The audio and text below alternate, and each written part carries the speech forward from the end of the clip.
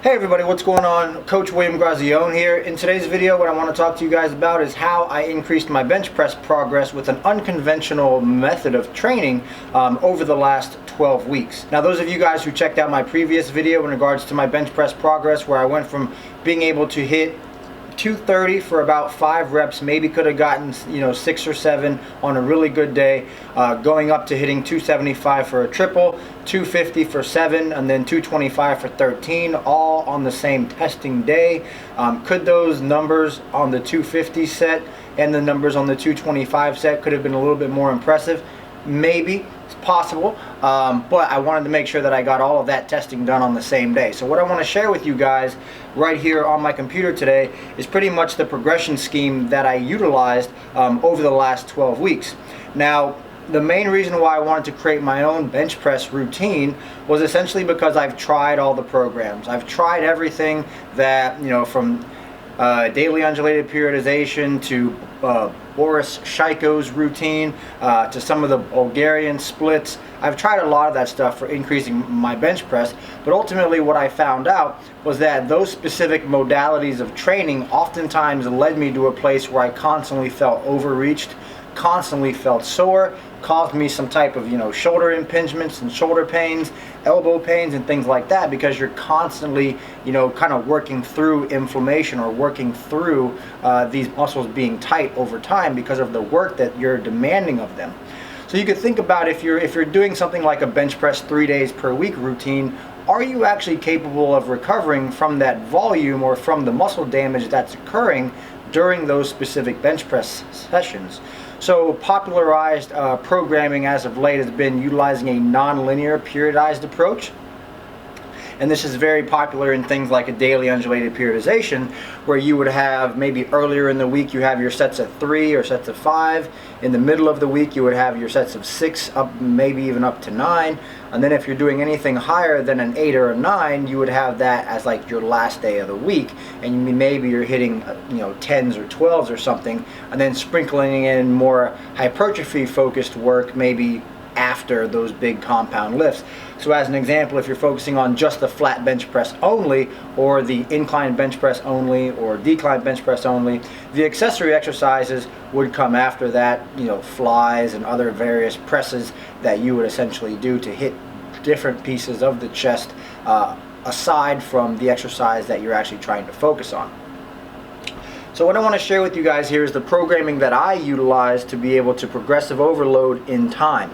Now, I want to tell you guys straight, being open and honest, I did not deload during the 12 weeks at all. I actually kind of, in my opinion, utilized this thing that I'm going to call flexible periodization, in the sense that where the flexibility was in my recoverability. So there was a lot of flexibility within my recoverability, because the way that I approached this was I shouldn't be overreached. I shouldn't feel overtrained. If something is tight, something is sore, something is achy, I'm not going to bench on this day. Rather, I will take an additional 24 hours. I will allow the specific areas that I'm trying to target or improve on to heal themselves. So a lot of the time what we see is this tightness or these aches and pains, typically either caused from muscle damage still being in the area, which if there's muscle damage still in the area, you're not going to be able to really recruit all of the fibers that you need to perform optimally.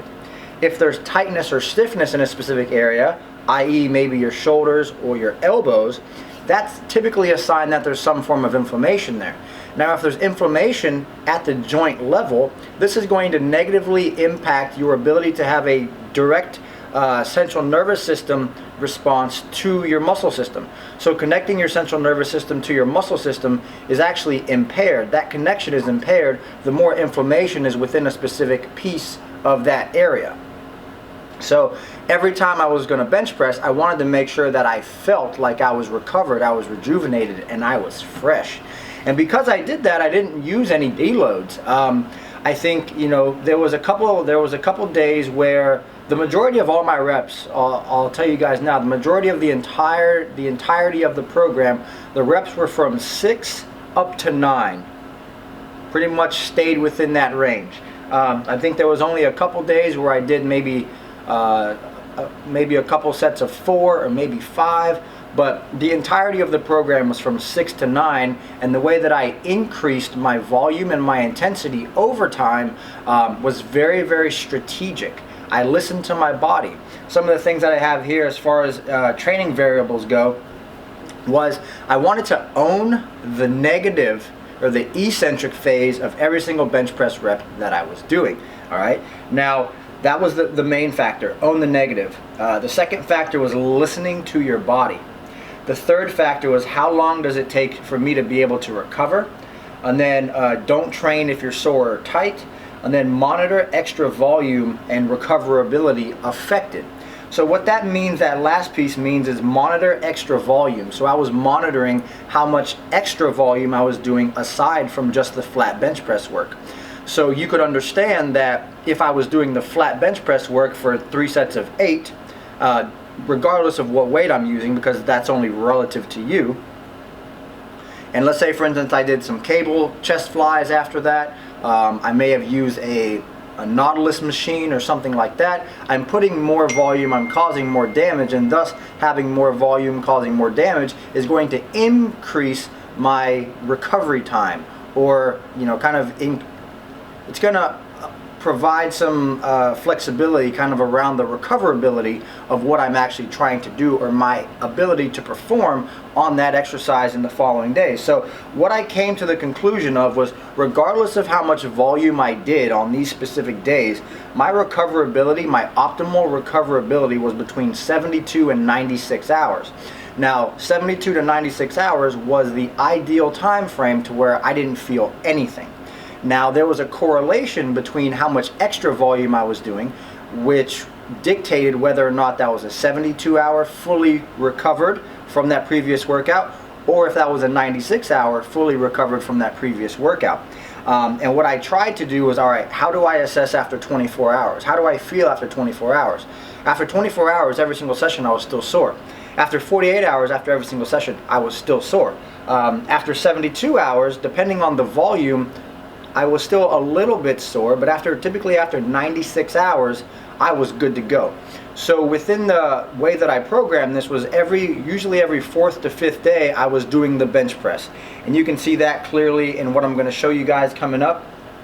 But that was the main focus, was, what are we going to make our variables? How are we going to progressive overload in time? And then what are we basically going to use as the major keys? And the major key for this was utilizing Rogue's 1-pound plates.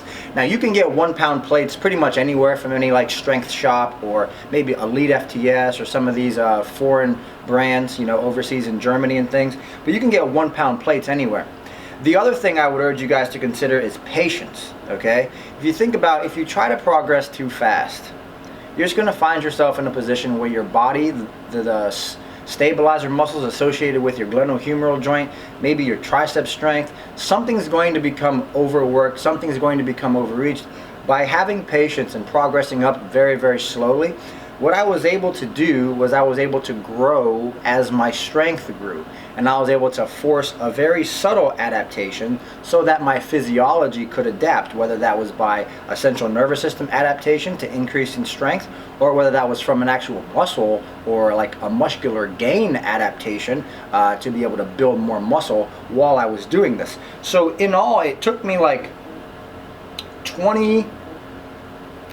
24 or 22 to 23 bench press sessions, okay, over the course of 12 weeks to be able to get my bench from doing 3 sets of 8 at 205, getting up to my peak, which was about 240 pounds for a set of 7, and then a set of 6.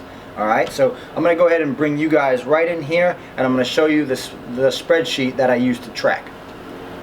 Alright guys, so I'm showing you the exact spreadsheet that I use to track my weight training sessions when I increased my bench press. You guys can see here, on average I did bench twice per week. Some of these were more like 96 hours of rest and recovery in between each session, so it may have equated to maybe 1 session every 4 to 5 days, again depending on the recoverability of my body. depending on how much volume I did after the bench press sessions. Now, I will also mention that bench press was not the only exercise that I used this system for. I also used this system for my barbell bent over row, for my snatch grip RDLs, my regular RDLs, and my leg press, as well as my overhead pressing strength. And I'm very happy to say that all of those things improved. So this was a case study that I essentially ran on myself with a new program that I've been utilizing as a means to be able to increase strength.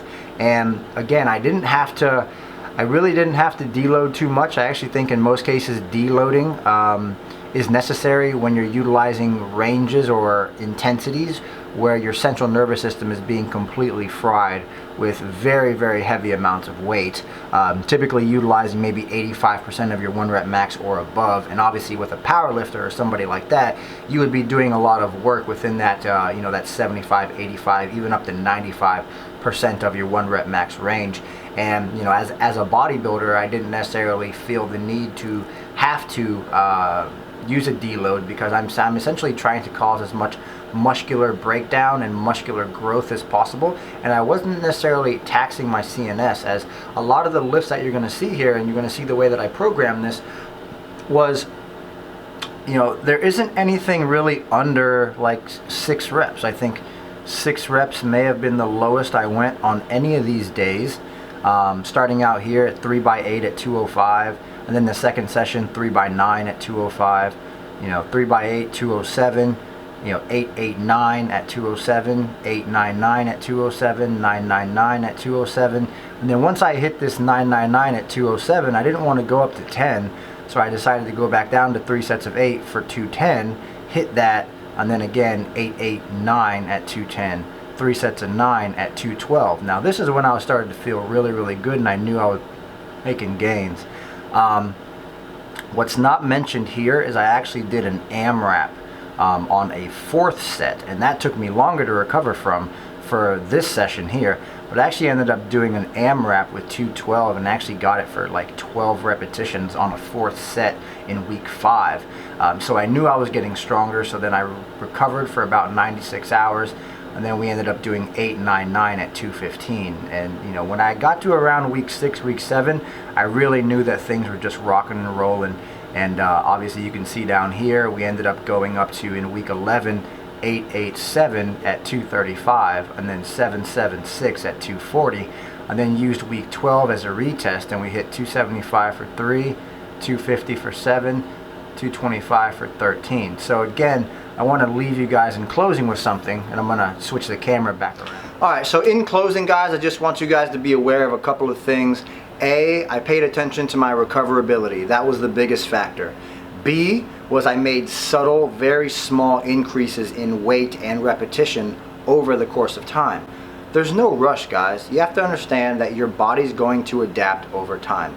The way that I chose to do it was understanding that this thing that we call fitness is for life, and I'm not in any type of rush to get as strong as humanly possible. I would rather allow my connective tissues, allow my muscle tissues, allow my central nervous system to essentially just adapt to the stimulus that I'm putting on my body, and instead of forcing more and more stress on the connective tissues, more and more stress on my muscle tissues, I just took the allotted time that I needed to make sure that I could recover in between each session. I never really felt like I was over fatigued. I never felt like I was overreached until after I hit all of my maxes. This is all to kind of say I don't necessarily think you have to deload if you are recovering properly in between your sessions, and also to bring light to the concept of flexible periodization. We still have progressive measures implemented into the program, but we're actually allowing adequate recovery time from either 72 hours to 96 hours, or sometimes even more than that, depending on how much hypertrophy work or how much volume you're doing after you're focusing on your primary lift. Thank you guys so much for checking out this video. If you have any questions from me about any of the data that I showed you there on that Excel spreadsheet, just go ahead and leave those questions down below, and I hope that this provides maybe some more insight in regards to a different modality that you could use to be able to improve either A, hypertrophy, or B, strength. I hope that this brings a little bit of light to a different modality that you guys could utilize as a means to kind of avoid being in this constant overreaching phase, which for a lot of you has actually resulted in injury. So we want to avoid injury, we want to allow recoverability, and we want to make sure that you guys can develop yourselves into the strongest versions of yourselves. So we'll see you guys in the next video. Peace.